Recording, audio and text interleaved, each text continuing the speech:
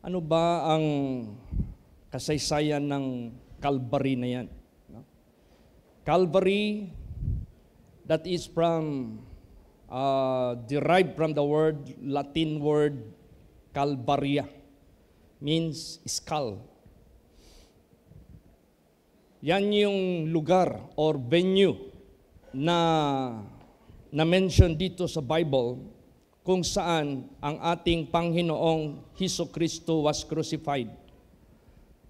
There are 4 Gospels na book dito sa New Testament. Isang verse lang ang makita natin, mabasa ang word Calvary. Ang 3, ang ginamit nila is Golgotha. Same meaning. Kaso itong Golgotha from the word Aramaic word, no? Golgotha means skull. Now,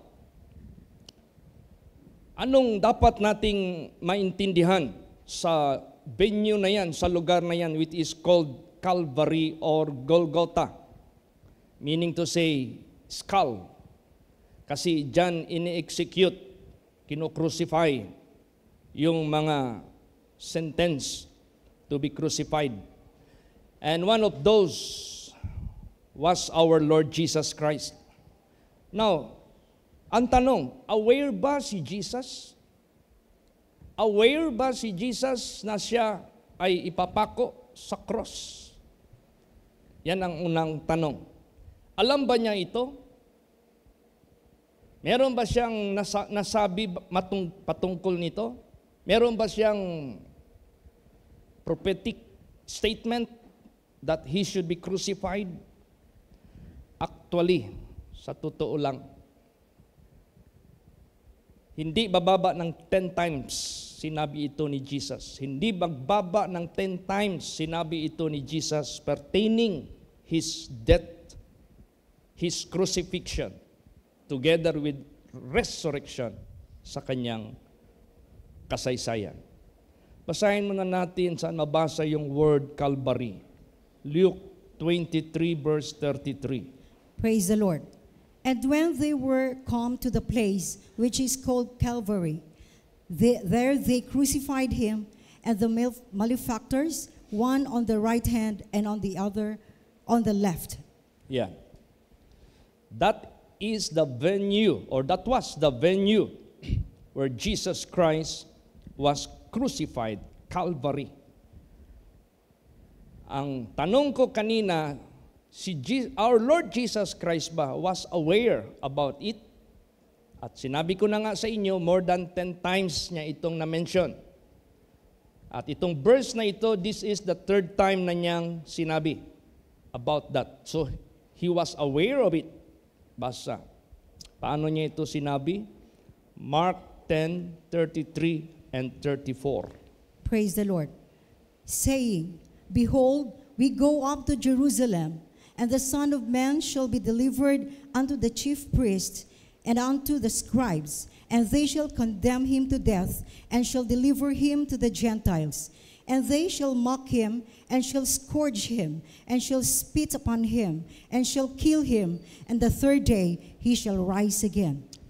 So Jesus Christ was aware. Aware siya. Kaya pa niyang i-detalye ano ang kanyang raranasin. Na-mention niya dito that he shall be mocked, he shall be scourged, he shall be spitted, and he shall be killed.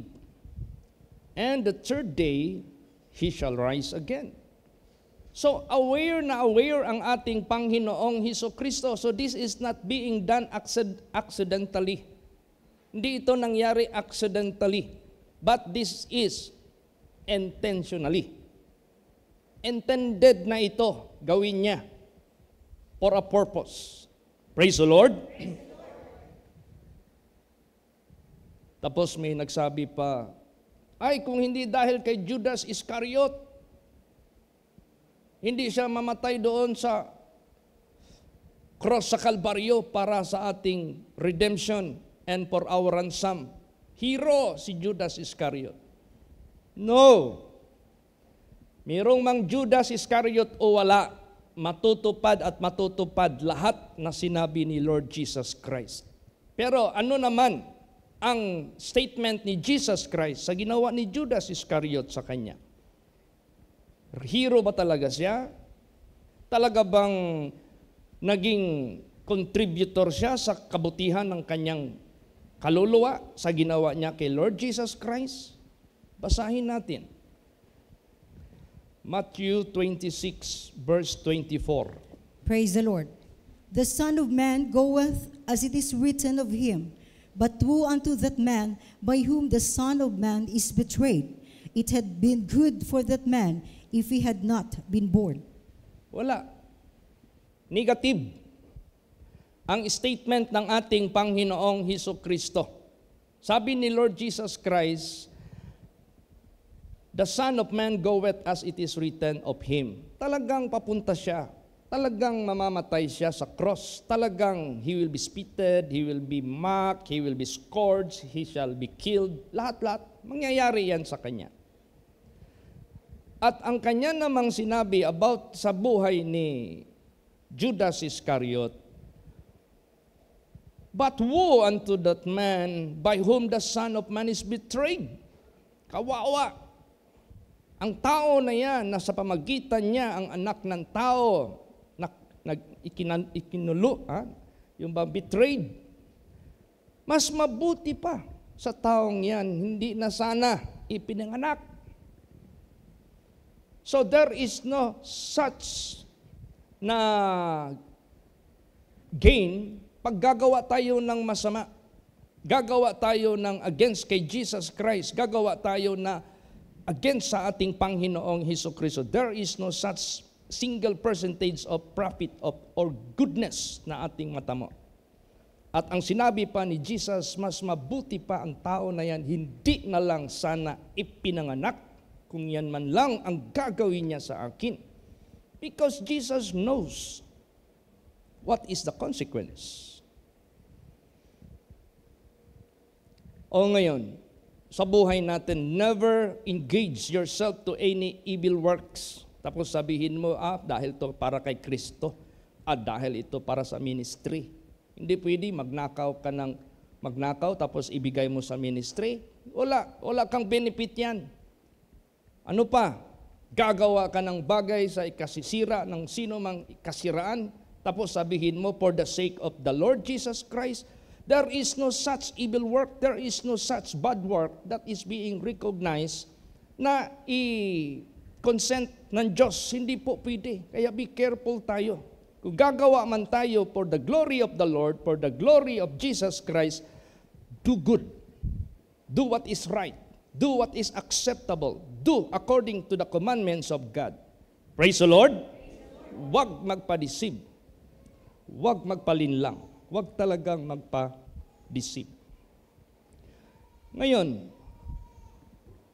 ano ang pinaka-purpose? Bakit ginawa ito ni Lord Jesus Christ? No? Bakit? Ano bang idinulot sa atin ito? Basahin natin. Matthew 20, verse 28. Praise the Lord. Even as the Son of Man came not to be ministered unto, but to minister and to give his life a ransom for many. Yeah. Binigay niya ang kanyang buhay as a ransom. Ano ba yung ransom? That is payment for someone that is needed to be rescued or to be redeemed.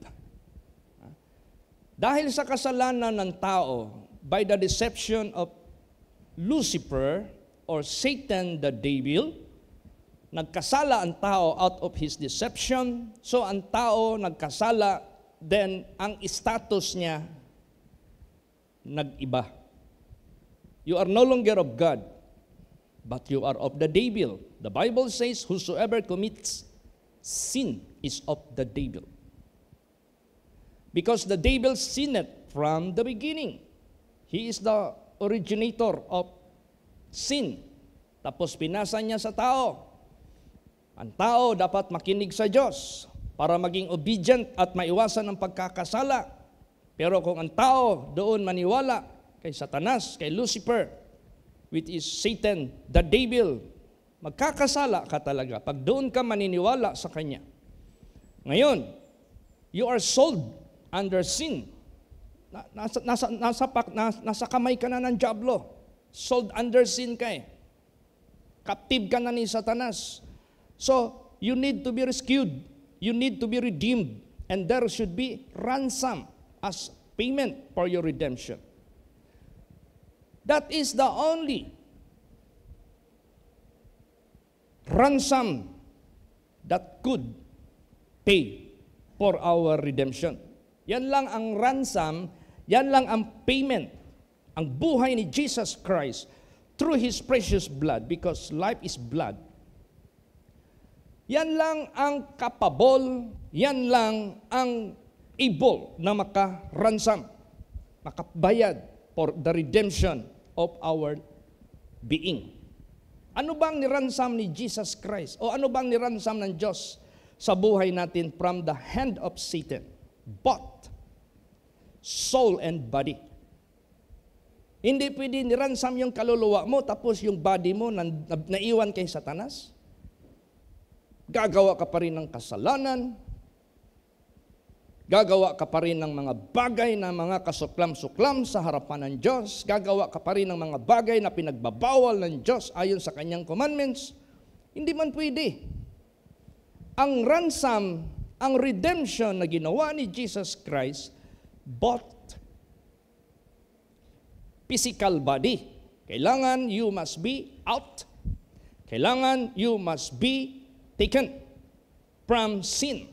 Your physical activities. Kailan makuha ka dyan? At yun lang, the only price that can pay it, the blood of Jesus or the life of Jesus Christ. Hindi mo pwedeng sabihin si Satanas, Satan, I will gather all the gold of all the earth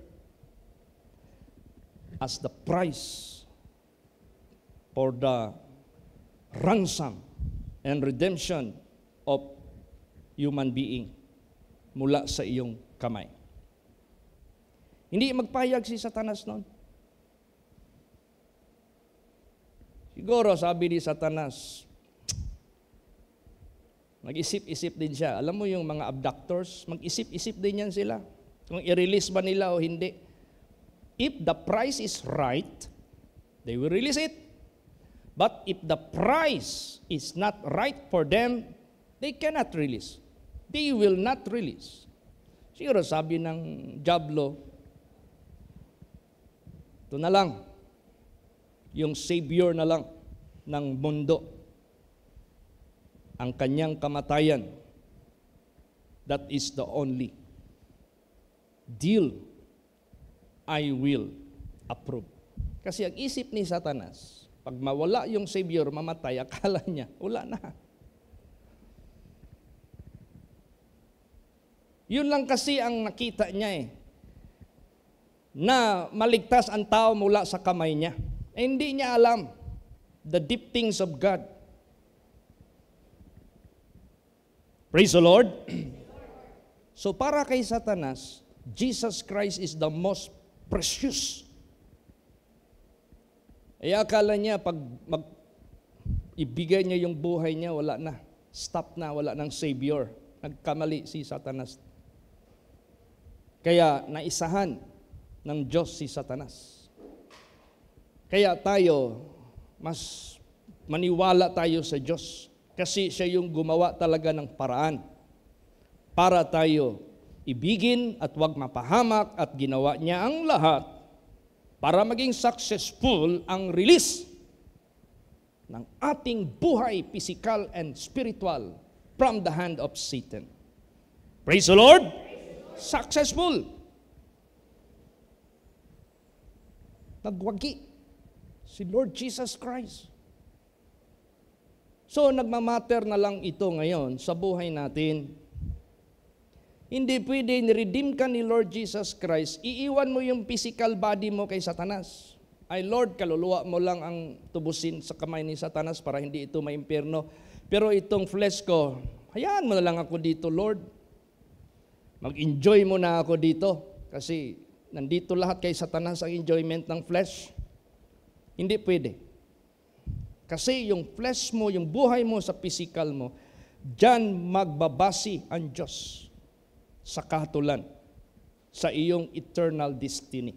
Kaya ang redemption ginawa ni Jesus Christ, bought physical body habang buhay ka. Kasama na yung kaluluwa mo. Pag hindi ka na bumalik doon sa kasalanan at mamatay ka sa kamay ng Diyos, i-resurrect ka niya to eternal glory and eternal life. So yung ransom na binayaran ng ating Panginoong Hesus Kristo, this cannot be compared sa value ng gold. Basahin natin. 1 Peter 1:18 and 19. Sige po. Praise the Lord.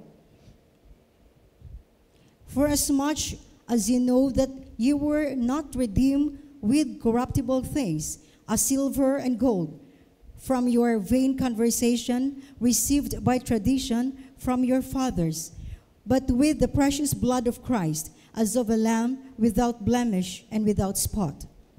Ayan. Yan lang ang can afford, can match the value of the ransom or redemption of the soul, yung kaluluwa natin. Marirelease ka by that blood of Jesus Christ. Pero gold, silver, corruptible things, they are not capable, they are not, no value to match. Hindi, walang value yan. But the life of Jesus or the blood of Jesus Christ. Mahal masyado ang price ng redemption ng ating kaluluwa. Tandaan natin yan. Mahal masyado yan. Napakamahal niyan. Sabihin mo lahat ng pinakamayaman sa mundong ito, i-gather nila lahat ang kanilang assets that is not able to match the price for your ransom or redemption from the hand of Satan. Yung physical body mo tsaka yung kaluluwa mo. Once you believe Jesus Christ at naransom ka from the hand of Satan both physically and spiritually, huwag ka nang magbalik sa captivity of sin. Go and sin no more. Be thou faithful unto death and you will receive the crown of life. Dahil yung redemption ni Jesus na ginawa sa iyo, He paid for eternal benefits. There is no such thing will cause you to be in the miserable situation. Pag na-redeem ka ni Jesus Christ, this redemption is eternal. There is nothing that will cause you to die in your spirituality. Eternal ano na yan eh. Kaya yung price, napakalaki ng value kasi eternal benefit yan eh. Praise the Lord. Eh, kuha kayo ng mga ano dito, plan sa mga insurance dito sa mundo. Meron man yung ano, may limitation, may bracket, merong kung ano-ano pa diyang naka-in dyan. Depende yan kung magkanong plan ang, kung yung bang pinaka-premium o pinaka-mahal, malaki-laki rin. Pero itong ginawa ni Jesus Christ sa atin na redemption, this is eternal. Wala nang mag-cause sa iyo for you to be in the miserable status. You are forever secured. Hindi yan basta-basta. Praise the Lord. This is the highest price God made for us because this is eternal redemption. Walang value dito na maka-meet sa ating redemption, silver and gold. Basahin pa natin. Psalms 49, 7 and 8 para i-describe ng husto sa atin. Sige. Praise the Lord.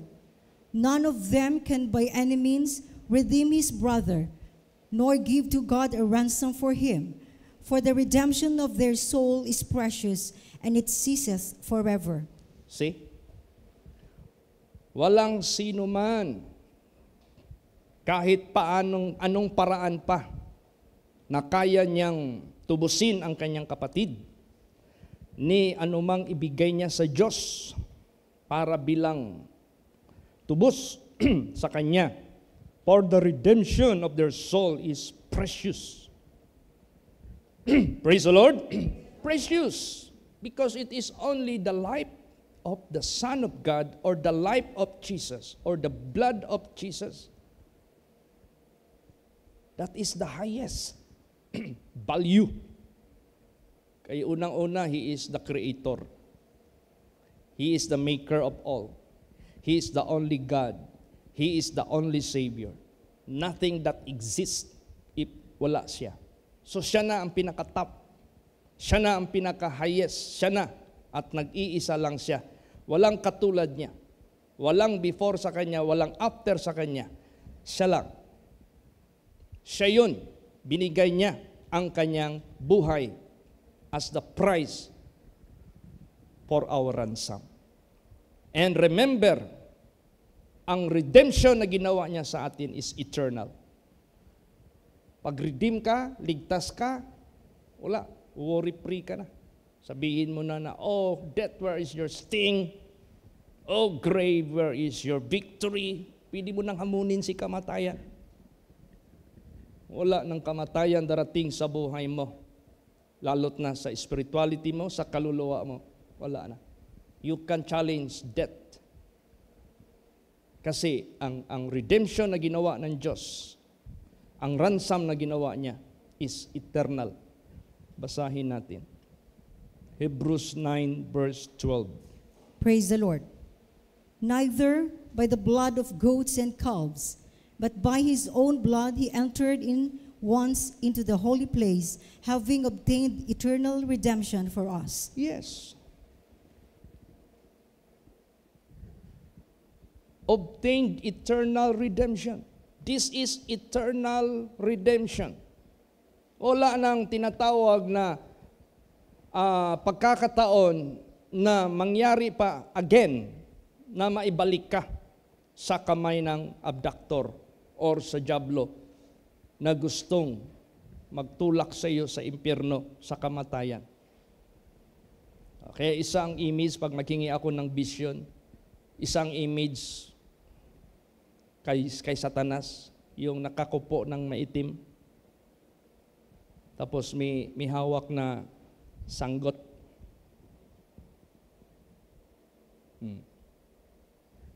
Nakita niyo yung video sa estudyante na 3 na nag-cutting classes, nagpasyal-pasyal sa kayong motor, pagbalik nila, palusong, dyan, alam mo yung paggadian, that is bundok na naging city. Lalot na from Zamboanga, palusong, pa-approaching ka na ng paggadian, grabe yan. Nabigla raw na wala ng brake yung motor. Doon sila napadpad sa pintuan ng bahay, tabing daan. Ano yun? Nakasara yun ng steel door. Tapos meron pang plus door or panel door. Doon sila. Tapos kung tingnan mo yung CCTV, grabe, split second lang. Napalo yung ulo nila doon sa kanto ng pavement ng bahay, yung pader ng bahay na kinakapitan ng pintuan. Tanggal yung pintuan, pasok yung motor, pasok yung 3 katawan sa bahay. Tapos yung motor nag-reverse. Siguro pag Pagpasok sa motor, bumalintong yung motor, so nag-reverse. Yun namang tatlo, palo lahat ng ulo nila doon sa simento, biak ang ulo. On the spot, patay yung isa doon, ang isa dead on arrival. Yun namang lalaki, namatay din because of too much blood came out from his head. Tatlo sila.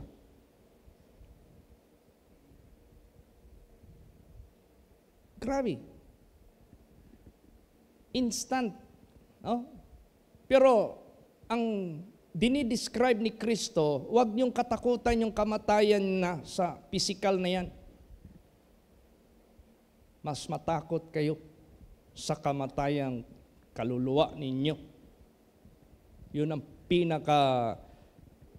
kung ma-describe yun na makakita ka sa kanilang kalagayan, ikaw na tumitingin, parang awa ka na hindi mo maswallow yung nakita mo.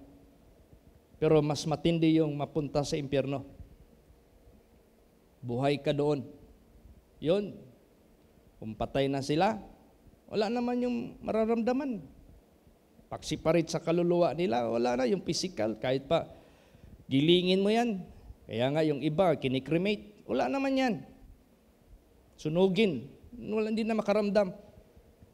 Ang i-redeem ng Diyos na ginawa ni Jesus Christ, physical and spiritual. Kaluluwa. Dapat yung physical mo, wala ka ng activity sa paggawa ng kasalanan, sa kasamaan, na indikasyon niya na sa dyablo yan. Kailangan yung physical mo, absolutely belong to God ka na. Praise the Lord. Basahin natin yan. 1 Corinthians 6:20. Praise the Lord. For you are bought with a price. Therefore, glorify God in your body and in your spirit, which are God's. Yan. Dalawa. Hindi pwede, Lord, thank you for redeeming me. Thank you for the ransom you made for the atonement of my sin. But Lord, dito mo na yung flesh ko. Mag-enjoy mo na ako dito. Sa mga vices, mag-enjoy mo na ako sa lust of the flesh, mag-enjoy mo na ako sa pride of life, mag-enjoy mo na ako sa lust of the eyes. Hayaan mo muna ako dito. Ang kaluluwa mo lang kunin ko. Hindi pwede yun. Ang tama, He paid the price for you to be redeemed, to be ransomed. Therefore, glorify God both in your body and in your spirit. Praise the Lord. So that this body, hindi na ito dapat magpatukso kay Satanas. Once upon a time, natukso na tayo, na-deceive na tayo, na scam na tayo ni Satanas. Here comes dumating ang truth of God. Nagpatuloy tayo, nabigyan tayo ng kalayaan, absolute freedom from the deception of Satan. Huwag ka nang lumingon dyan. This body must be what? Exclusive to give the glory and the honor for Him who pay the price for your redemption. Siya yung nagbayad. Doon tayo sa Kanya. Obliged magpakita kahit pa man ng doon tayo sa yung ownership ba sa atin, doon tayo sa owner. Magluwalhati, doon tayo sa owner, mag-glorify. Kaya sinabi dito, ye are bought with a price. Therefore, glorify God in your body and in your spirit, which are God's. What do you mean of that? Ay, gano'n naman talaga, Pastor. We are made in His likeness and we are being called children of God. I tell you, nung dumating ang kasalanan sa buhay ng tao, your status has changed. Nagbago. You are no longer of God. You are of Satan. And Satan will domain over you and he will cause you to die eternally in hell. Because of the love of God, because of the kindness of God, because of the mercy of God, He made these things to redeem us, to pay the ransom for us, so that mabalik tayo sa Diyos. Yung ownership, mabalik sa Diyos. Now, being owned by God, kaya hindi ka naman dyan kay Satanas, hindi ka naman sa kasalanan, na-release ka naman because of the ransom He paid for you. Therefore, as being reconciled to God, therefore, as being back to God, nabalik ka na sa Diyos, glorify God in your body and in your spirit. Praise the Lord! So that there will be no more returning from the former status. Nandiyan ba yan sa banal na salita ng Diyos? Yung tao na na-possess at na-cast out, bumalik yung masamang espiritu, pagtingin nila, anya ngayon, bakante. Sa atin, dapat hindi ganun. Nung naniwala tayo kay Kristo, na-bless tayo sa Kanyang gospel, ang proseso ng ating redemption nangyari sa buhay natin. So, we are no longer of sin, but of righteousness. We are no longer of darkness, but of light. We are no longer of worldliness, but of holiness. Bago na lahat. Huwag ka nang mag-isip pa. Babalik doon. Kasi ang tendency niyan, hahanap si Satanas ng opportunity, babalikan tayo. Pagbalik ngayon ng masamang espiritu, swept, malinis, vacant. Di sabi niya, bakante. I will return, and I will invite 7 more evil spirits with me to repossess. O di ang sinabi dyan, worst ang nangyari sa tao na yan. So ganun, meron tayong tendency, malaki ang tendency na babalikan tayo ni Satanas. Malaki ang tendency na babalik tayo sa ating kasalanan. Yan ang pinaka-anuhin natin, ingatan. So what is the solution? Fill up your life. Fill your life. Punuin mo yung buhay mo with all the activities that is belong to God para wala nang vacancy. Wala nang bakante. Pag tingin ni Satanas, I cannot repossess this person. He is or she is being occupied. The things that belong to God. So ang solution, glorify God in your body. Praise the Lord. Glorify God in your spirit. Huwag ka nang ma-engage dyan sa mga dati mong gawa. Huwag na yan.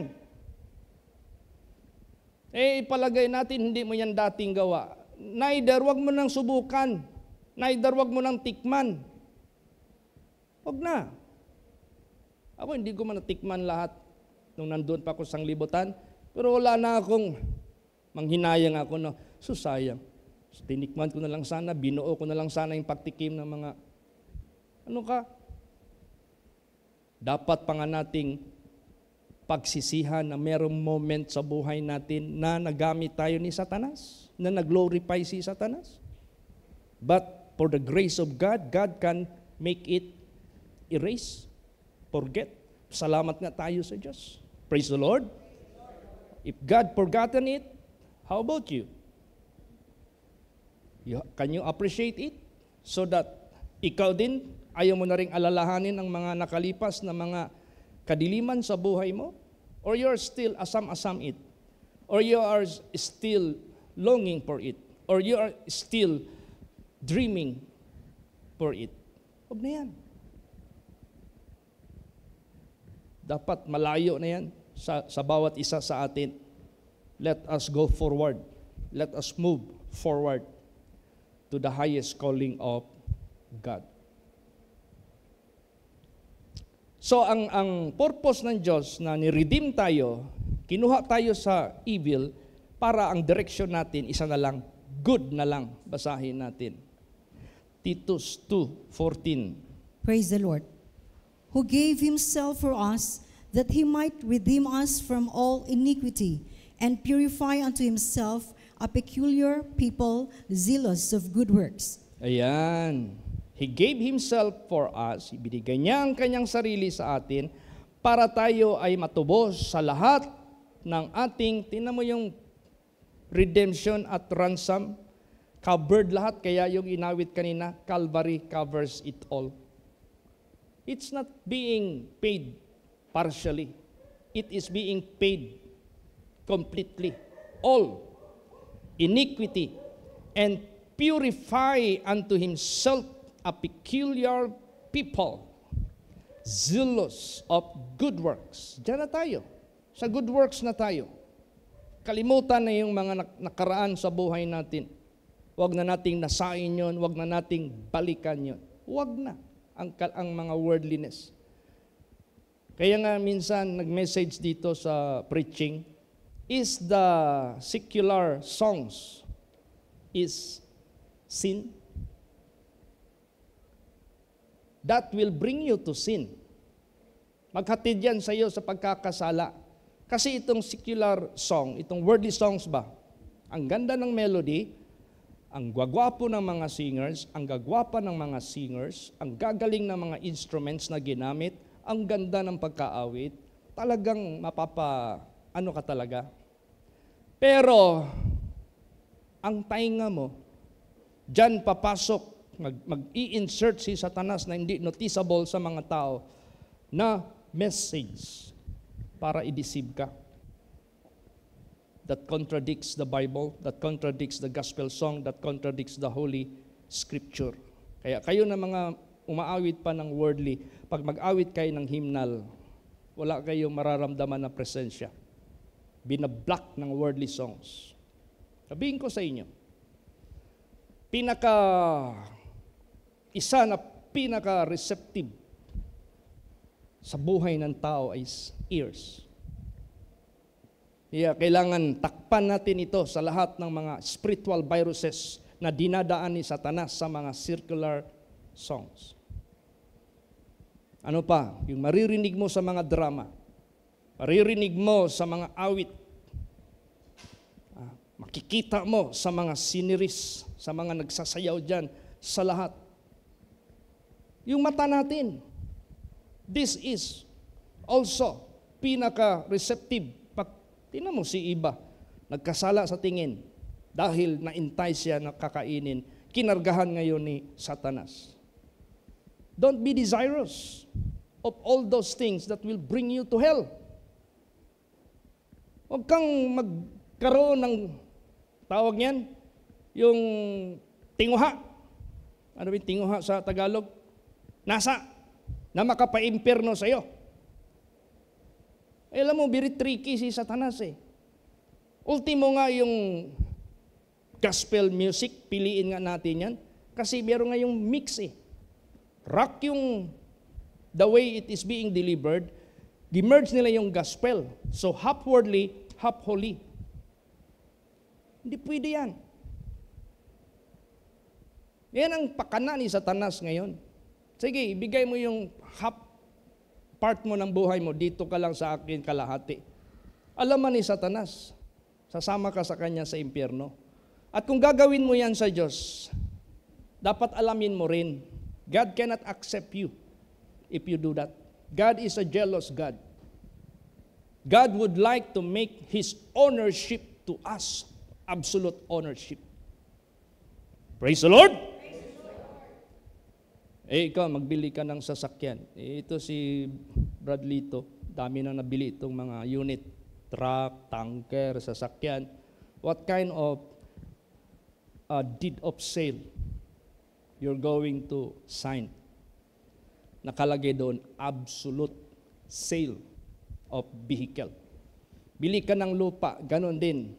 Deed of sale, anong klaseng deed of sale na yan? Absolute sale of parcel of lot. Maya, magpirma ka doon, hindi pala absolute. Meron palang term. Pag lapse noon, mabalik pala sa owner. Hindi pwede yun. Ganon din sa Diyos. Ayaw niya. Ni-redeem ka niya, siya na ang owner sa buhay mo. Tapos yung body mo, hindi mag-glorify sa Kanya. Si Satanas pa rin gino-glorify mo. Minsan ang tao, mag-ingat tayo. Hindi lang baya si Satanas makapaimpyerno sa atin. Ang tao rin. Kaya kung basahin mo yung Bible, Jesus said, if you cannot hate your mother, father, mother, hindi yung hate na worldly hate na i-disown mo na yung mother mo, i-curse mo na yung mother mo, hindi The Bible says, obey your parents in the Lord. But in a case like this, na yung mother mo, father mo, hahadlangan ka sa paniwala mo kay Kristo Jesus, hahadlangan ka sa pagsunod mo completely, absolutely kay Jesus Kristo, then that is the time applicable yon. Hate them. Praise the Lord. Do not obey them. Do not follow them. Because they became cohorts of Satan. Stand for their benefits. Para maangkin mo yung Acts 16:31. Baka hindi pa yan nila maunawaan at this time. Baka later. Yan. Praise the Lord. Absolute ownership. Hindi lang si Satanas lagi nimong ituturo. Ituro mo rin yung tao. Dapat walang tao na makahadlang sa pagsunod mo kay Kristo. Sino yung tao? Unahin mo yung sarili mo. Tao ka rin Praise the Lord. It includes yourself. Yan ang sinabi ni Jesus. Except you hate your father, mother, sister, brother, in-laws, children, and yourself. If you cannot hate them for the sake of the gospel, you are not worthy of me. Because God would like to make absolute ownership of you.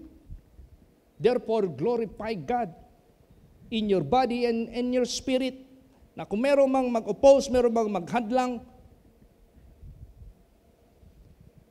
be not ever a servant of anyone, but you must serve God. Praise the Lord. Kasi siya na yung owner Siya na yung, dyan na tayo sa kanya alipin. Dyan na tayo sa kanya servant. Hindi na kay Satanas at hindi na sa tao. Hindi na sa sarili natin. Basahin po natin. 1 Corinthians 7:23. Praise the Lord.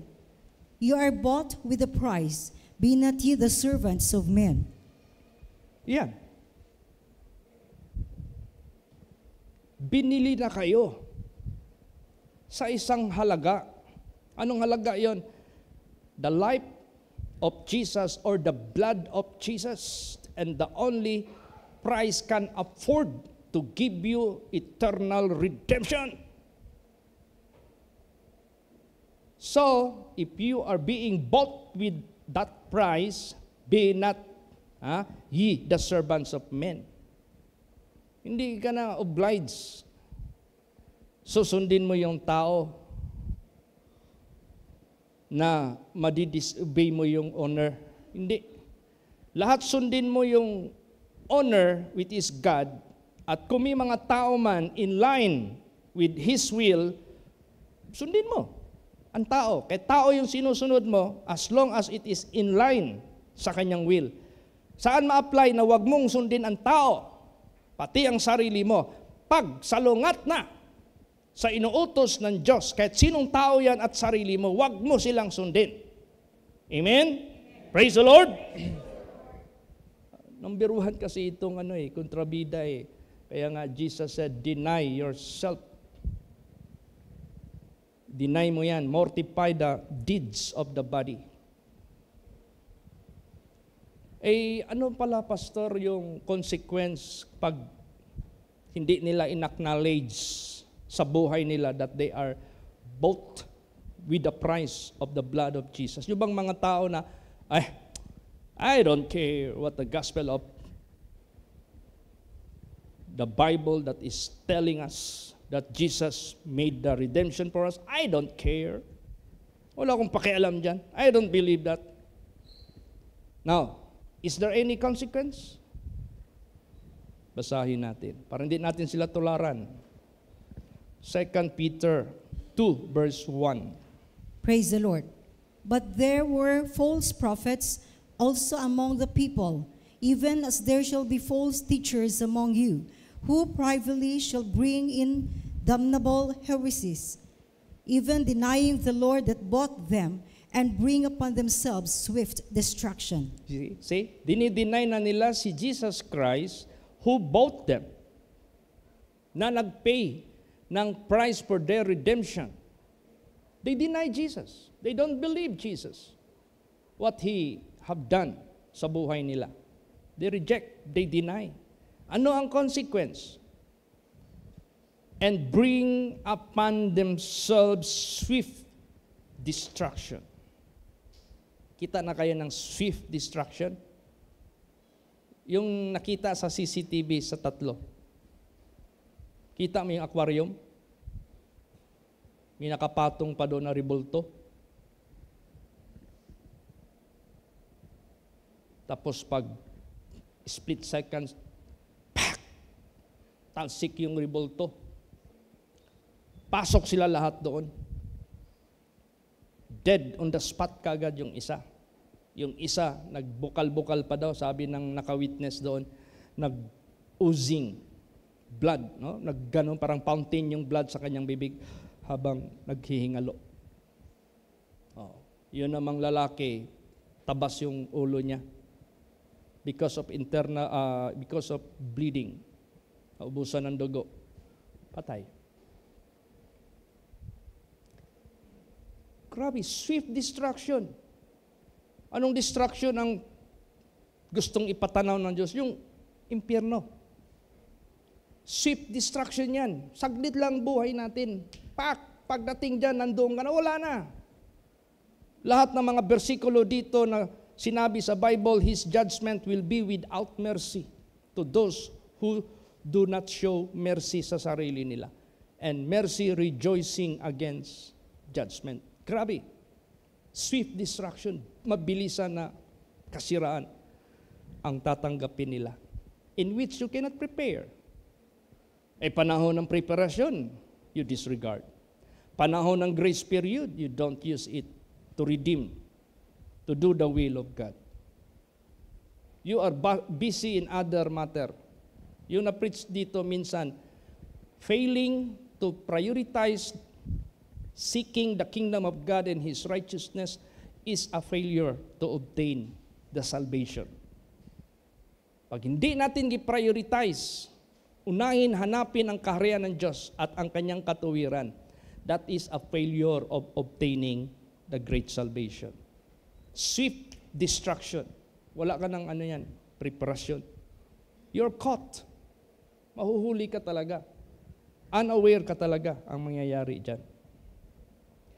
Tingnan mo yung mga pahayag ni Lord Jesus.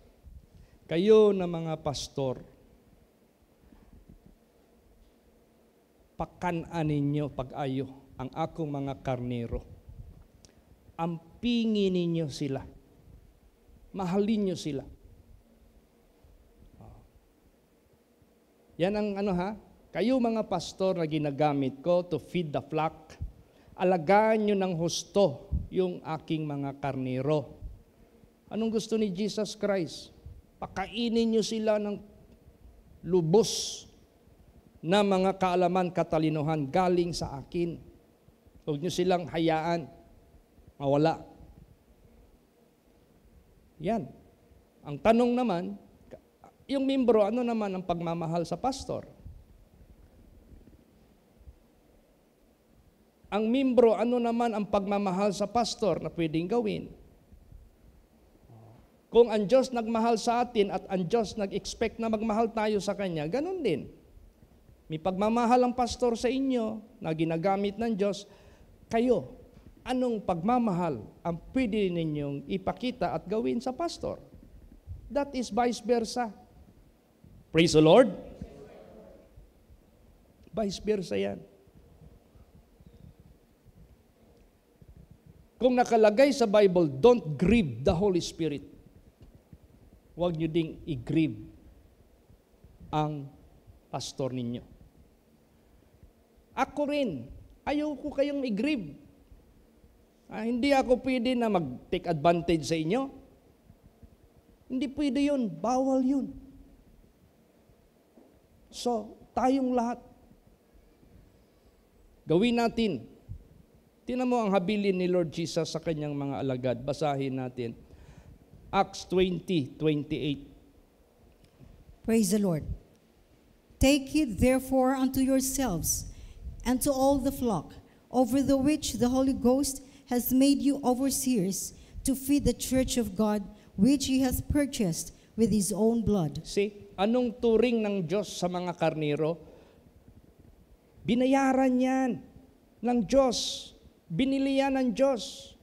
He made the ransom and the payment for their redemption. So precious ang kaluluwa nila sa Kanya. Huwag niyo silang waldasin. Huwag niyo silang sirain. Mahalin niyo sila. Pakainin niyo sila ng husto. Akayin niyo sila ng husto. Yan ang instruction. Pero bago kayo maka-attend sa kanila, sarili niyo muna ang bantayan ninyo. Praise the Lord.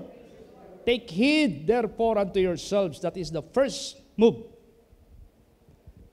And before you can proceed to all the flock over the which the Holy Ghost hath made you overseers to feed the church of God, which he hath purchased with his own blood. O kaya, ganun na lang yung ating ugnayan sa isa't isa. Praise the Lord. So mag-ingat talaga tayo. Alam nyo ba na diyan sa upuan ninyo may mga espiya? May mga espiya diyan. I'm not referring you fellows of mine. May mga espiya diyan na hindi nyo nakikita. Nagmamasid diyan sila sa preaching ko. Nagmamasid sila sa buhay ninyo. Whether gagawin ninyo ang mga mensahe na pinapagawa ng Diyos sa inyo or hindi. May mga espiya dyan na tabi ninyo. Hindi yan mag-alis, lagi yang magsulsol. Sila yung nagbablock para kayo maligtas. Nasa inyo yan. Hindi kayo marunong sa kanila, mag-terminate sa kanila at absolutely isa na lang ang papasukin ninyo. Ang Spirit of God through the gospel of God. Nasa inyo yan. Basta sinasabihan kayo, merong espiya. Secret lang yan. Basahin natin yan. Galatians 2 verse 4. Praise the Lord. And that because of false brethren, unawares brought in, who came in privately to spy out our liberty which we have in Christ Jesus, that they might bring us into bondage. See? Ano ang purpose ng mga espiya na yan? Nagmamasid sa ating freedom or liberty from the bondage of sin. Ano ang kanilang objective? To bring us back to the captivity of sin.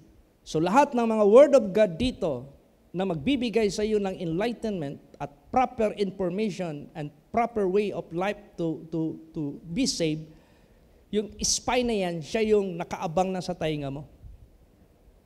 Ready lagi yan. Block yan lahat. Block. Paglabas mo dito, parang wala kang nalaman, wala kang naintindihan. Pero kung ang gawin mo yung sinabi dyan, if you go to the church, be swift to hear the word of God. Doon ka maging mabilis sa pagpasok sa salita ng Diyos. Mabilis ka rin sa pagsangga sa mga opponents, sa mga opposition na spirit of spies, yung mga espiya na yan, na gustong magbalik sa iyo sa bondage of sin. Ganun yan. Kaya fight, people of God, children of God, fight a good fight of faith. Praise the Lord. Praise the Lord. Don't let Satan have any chance against your soul and against your life, against your flesh. Huwag. Alam nyo, pagdating ng panahon, binayaran na ni Jesus yung amount for the ransom of your body and soul or spirit. Pag hindi mo pa rin yan na-appreciate at hindi mo sinunod yung ownership niya, para ikaw maging servant kanya, absolute servant sa Diyos. Hinayaan mo lang din na gagawa ka pa rin ng pagkaalipin sa kasalanan. Minsan ang mga tao, diyan pa nila ma-feel yung value sa ginawa ni Christ, ni Jesus Christ, when they are already in the status of being hopeless. Ganon yan eh. Tingnan mo yung mga taong mga bedridden. Brad, kumusta? Maulagin eh, di naman ko kalakaw. Labon kalakaw pa ko, wadyog ko in taon. Mag-alagad sa Diyos.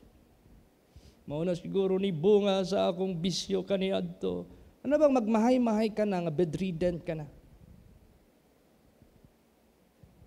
Okay lang yun kahit bedridden ka, makabasol ka pa. Kung madatnan ka ng kamatayan. Pag nandoon ka na sa kapahamakan, dyan mo na makita yung value. Naalala mo yung rich man dito? He valued the souls of his brethren because he asked, Father Abraham, can you let Lazarus live again? Because I have more brothers in the earth. Ayaw ko na mapunta sila dito. Doon pa niya nakita ang value sa redemption na ginawa ni Jesus Christ. And he tried to apply in his own, but it was useless. Even a single drop of water. Tapos pag sinasabi ba niya itong statement, si Satanas, banat agad, ay to ana. Dili na tinood. Basta lahat kung ano yung katotohanan ng Diyos, si Satanas, lagi yan ay to ana. Tinumdumi, chuy kay kadris kalibutan. Ayog tuan ang pulong sa Diyos. Mahimo ka ng bayot. Mahimo ka ng, sa tawagan na, bala. O tanang mga negative words, isulsul na sa Satanas. Ay to na. Katawan ka na sa mga tao. Ipakita imong pagka ikaw. Astig ka. Sikat ka. Isog ka. Kaya nila magbisyo, kaya po nimo. Ayaw pag-alas, ay paminaw sa pulong sa Diyos. Kay katawan ka. Tanawa na. Nagpailad po kang taning.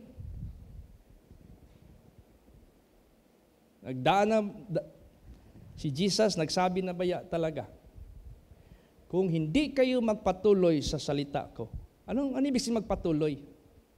Not only hearing, not only reading. Useless ang hearing, useless ang reading, without doing.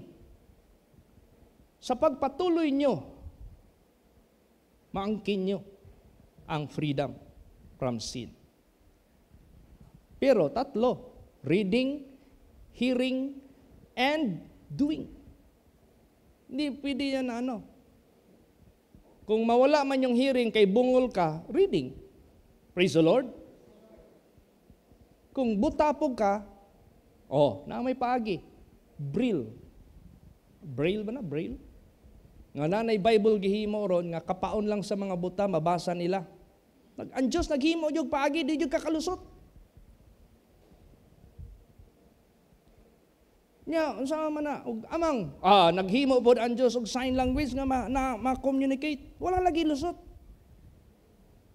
Panang in the point of death, nagbilin ang Diyos og dalunggan nga makadungog para di ka kalusot. Muna, the Bible says, no excuse. Praise the Lord. So habang naapatay being, kompleto pa ta. Aron di ka magmahay pag-abot sa panahon, ngawa nimo gi-glorify ang tag-iyag yod nimo. Himo na. Glorify God in your body and your spirit. Kay kung huli na ang lahat, bisang pagtawgo nimo si Losyotan, si Gokong Wee. Sino pa yung mga mayaman dito? Elon Musk. Can I beg your mercy, please donate something. para mag-accumulate, mag-donate ka, mga ikag donation, to pay the ransom of mine. Wala na. Kaya nga the Bible says, basahin natin last verse, Matthew 16:26. Praise the Lord. For what is a man profited if he shall gain the whole world and lose his own soul? Or what shall a man give in exchange for his soul? Ano ibigay mo? Is there anything that could pay for your ransom? Wala. There is no amount could pay it, could ransom you. Wala. So, the conclusion, okay, you may enjoy the entire life of yours in this sinful world. After you are being done, punta ka man talaga sa impyerno. What are you going to give to ease the pain, to take you away from that place? Magbeg ka kay, Manny Pacquiao, kay ingon nila, pildi man o daog daw si Manny Pacquiao, di lang si Manny Pacquiao, bisag kinsa ng mga sikat nga boksingero nga hagit na og mga dagkong crowd, kay dagko man nakaigbayad din ha. Dako daw kay daog, o dako kay premyo, magbeg ka sa mga dato. There is no amount could pay. Too late na. Ngayon, libre. Praise the Lord. All you have to do is acknowledge His ownership, and He asks you to glorify Him in your body and in your spirit. Do it. Huwag mong palipasan ng isa ka oras na hindi mo ginawa. Huwag mong palipasin ng araw hindi mo ginawa. Failing to do so is super dangerous. Delikado yan. Huwag yun magdahom taon to mga estudyante. Igor ato nagsuri-suri dito sa tong lugar ato, palpalan. Pagbalik, paubos na. Nawad on the brick. Bisin saog, click. Di na mo click ang brick. Ay paubos. The more time nga wa na break, the more ang speed mag-increase. Ambot siya ng motora, wa mapunto yung engine brake. Perting kusuga na niya, curve na. Ilahi ra ba ning motor? Basta makuang ka sa speed, madaog ka, di nakakaana.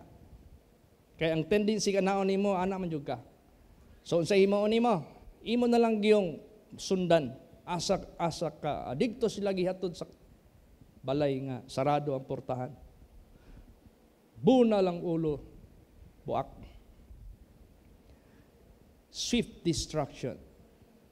Kaya, now is the day of salvation. Kaya itong pag-commemorate natin, lagi tayong i-remind ng Diyos. Praise the Lord. Lagi natin itong alalahanin. Huwag kalimutan. Glorify God in your body and in your soul. Tuloy-tuloy tayo. Huwag non-stop. Sige. Hanggang magbalik ang ating Panginoong Hesus Kristo. So, huwag nating kalimutan gaano ka-importante yung kanyang binayad. Anong idudulot sa atin? Eternal redemption. Saan ang venue? Huwag kalimutan, Calvary or Golgotha, where Christ died for you. Not only the place na hindi natin kalimutan, but the instruction of Him. He paid the price so that He will be the owner of sa buhay natin, therefore glorify God in your body and in your spirit. To God be the glory. Praise the Lord! Magsitayo po ang lahat. Let us proceed to our closing